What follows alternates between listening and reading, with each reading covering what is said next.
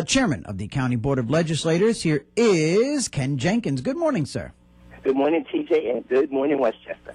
All right, so things are now moving forward with HUD.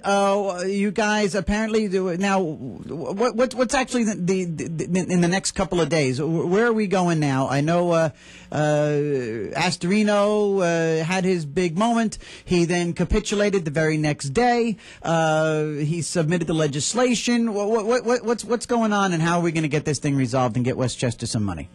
Well, one is that we have yesterday the Board of Legislators set a public hearing for the source of income legislation that the county executive sent down to us. And we plan on having that discussion. We're going to have a discussion on Monday night from the public. Also, we're going to hear from the county executive. We invited him to come to a meeting at 11:30 on Monday morning to discuss the legislation. His role, according to the U.S. Justice Department's letter, was to promote the legislation that sent it in to us, which he did. But to promote it, actively cause it into being. And we're looking forward to hearing him talk to the legislators and encourage all of us to support this piece of legislation that we adopted back in 2010 with a bipartisan vote that included Jim Mazzano. So Jim Mazzano joined with 9 Democrats to get this legislation adopted in the first place. And now, at what point will, how much of this... what is it that now do you guys sit there with, I say you guys, does the board now sit there with a checklist, so to speak, with a set of standards or a criteria that you are looking for from the county executive, or is it something that it's left up to you? In other words, has the federal government established what Rob Astorino has to say in order to be compliant with what they think is promoting the legislation, or is that up to the individual? Is this a subjective thing, or what? I believe that the words from the appellate court were very clear. He has to cause it to come into being. He has to use the powers of his office to promote the legislation, meaning he has to go and talk to individual legislators, send a letter, as Andy Spano did twice for this source of income legislation in 2009, asking board members to consider it and pass it. It's no different than what he would do for any other piece of legislation that he wants, like the Local Development Corporation, and lobby and encourage outside organizations and do that same. But in this case, isn't it already? Don't you already have the votes? I mean, isn't this thing ready to go? You have a Democrat majority. You guys want this legislation. I mean, in other words, how much of this is theater? How much of this is extracting a pound of flesh, or shooting at his toes and making him dance because you can? Well, the truth is, people should realize that. In 2009, Legislator Capwood didn't vote for it. The Democrats, Legislator Rogowski, a Democrat, didn't vote for it. Legislator Avenatti did not vote for this piece of legislation. So to try to suggest that it's just having numbers that are Democrats more than Republicans, a good deal of folks are still here, right? So there are 6 new legislators, and certainly they have an opportunity to review. But it is the job of the county executive.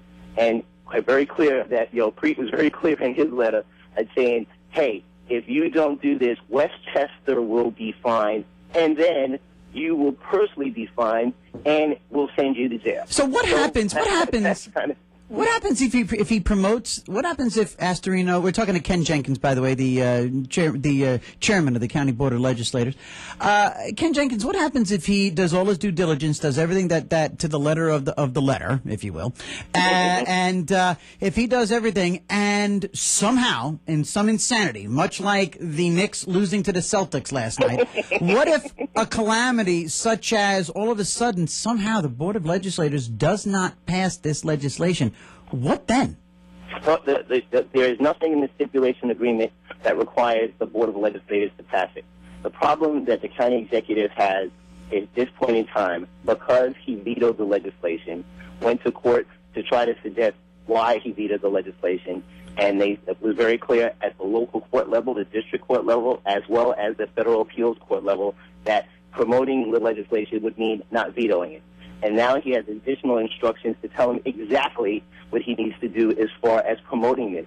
He needs to be on the front of Martin Avenue, calling legislators, taking them to coffee, doing everything possible to make sure this legislation gets done. Okay. Because if not, it's his role. Gotcha. Right? Because he vetoed it.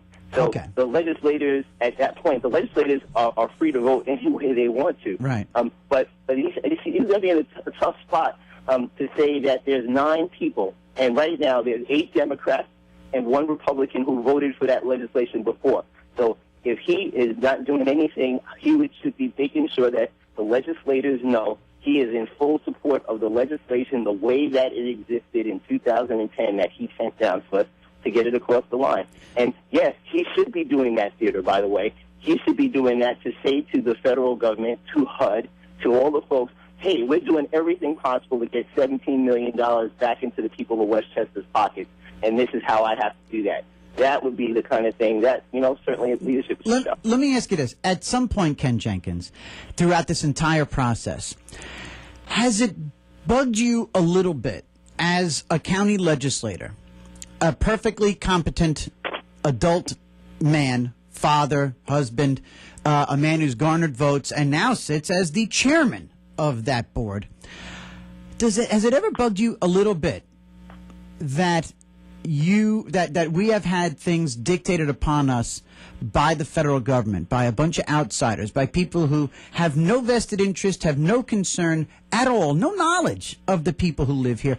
And again, I'm just asking you, has it ever bugged you to a little degree? Is it, God, I wish it wasn't like this, but not in terms of I wish he hadn't vetoed. I'm not talking about that. I'm talking about the constant haranguing from people who have nothing to do with Westchester. Well, it doesn't bother me because we adopted an agreement on behalf of the people of Westchester County. So the federal government did not force us to take the money in the first place. The federal government did not force us to sign an agreement. The federal government did not force us to say, here's how we're going to accomplish these goals. So in return for us taking money from the federal government, we agreed to do certain things.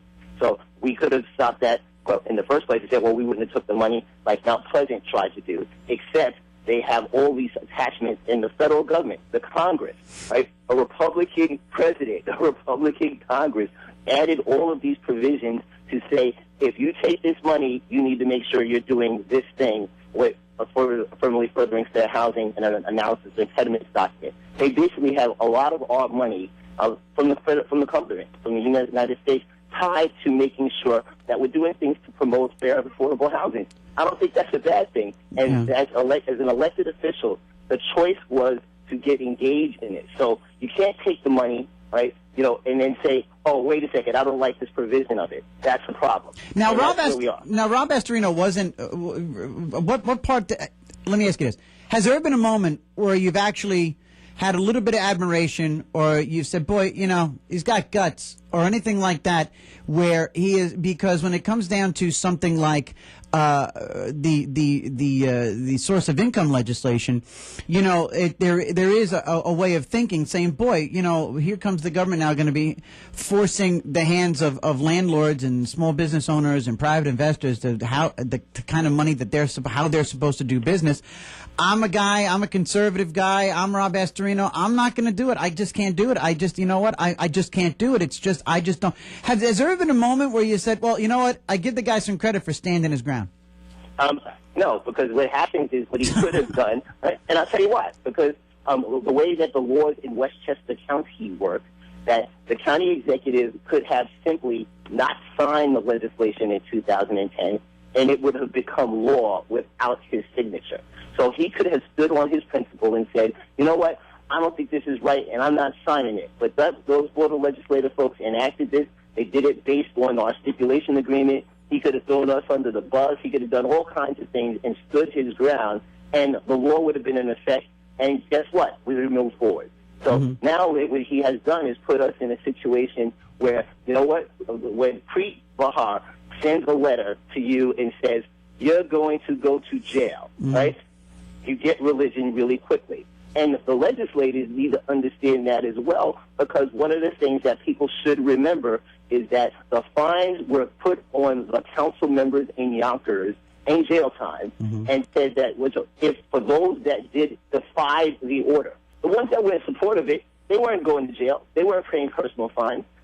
It was jail and personal fines for the elected officials for not following the agreement that they made with the federal government as far as the court order is concerned. And the Supreme Court's only modification was that it had to be the municipality first before personal fines were levied.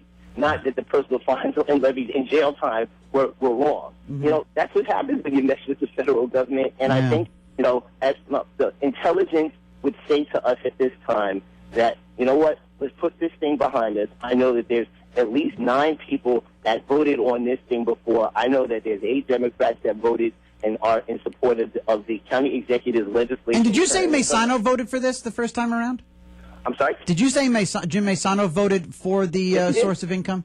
Yeah, he did, because he was part of the committee. And you know what? People should understand. It was 2.5 years of work for this piece of legislation, and there was compromise in it, and that's what people should recognize. Ken Jenkins, I got to run. Thank you, sir. As a good conversation as always. Have a great day.